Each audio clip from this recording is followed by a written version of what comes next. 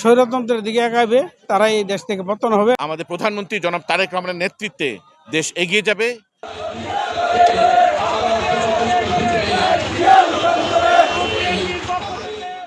তারা স্মৃতিচারণ করবে সেদিনের সেই রক্তচক্ষু উপেক্ষা করে রাজপথে তারা যে লড়াই সংগ্রাম করেছে।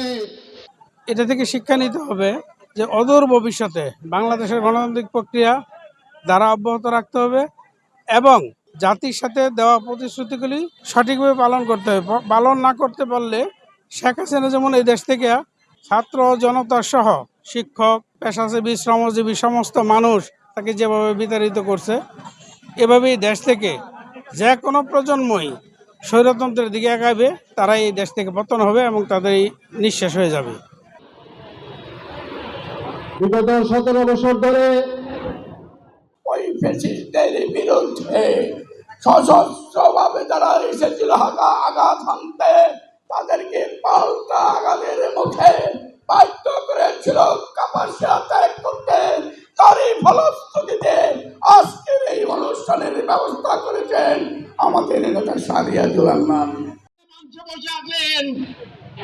তাদের নেতৃত্বের কারণে তাদের বীরত্বের ফসল আজকে এই দিনে কাপাসিয়া যারা এই আন্দোলন করতে গিয়ে আহত হয়েছে, যারা ত্যাগ স্বীকার করেছে, তাদের প্রতি গভীর শ্রদ্ধা নিবেদন করছি।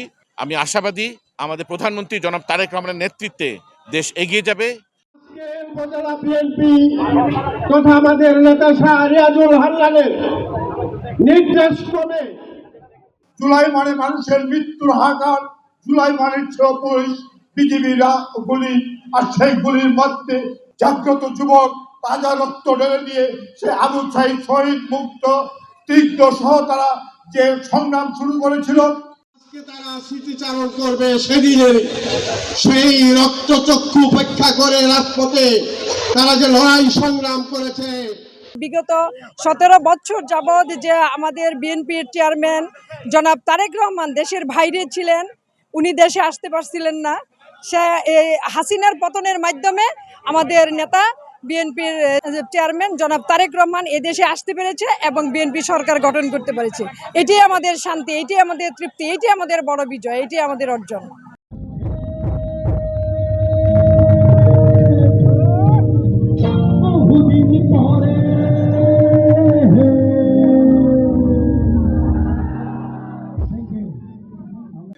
আওয়ামী ফ্যাসিস্ট যে সাধারণ মানুষের উপরে যেভাবে চেপে বসেছিল, সেখান থেকে বাংলাদেশ জাতীয়তাবাদী দল অঙ্গ সংগঠনের নেতৃবৃন্দরা স্বতঃস্ফূর্ত এবং সাধারণ মানুষ ছাত্রছাত্রী মিলে এই কাপাসিয়া থেকে ফ্যাসিস্ট মুক্ত করা হয়েছিল এই 4 তারিখে।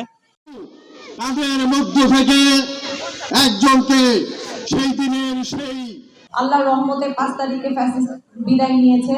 আমি অসংখ্য কৃতজ্ঞতা জানাতে চাই যে আমার পরিবারের একজন সদস্য হয়ে ওই দিন শুধুমাত্র 4 তারিখে রিয়াজ ভাই যতবার কল দিয়ে শুধু আমি ঠিক আছি কিনা জিজ্ঞাসা করেছে, এটার জন্য আমি ওনার কাছে চিরকৃতজ্ঞতা প্রকাশ করছি।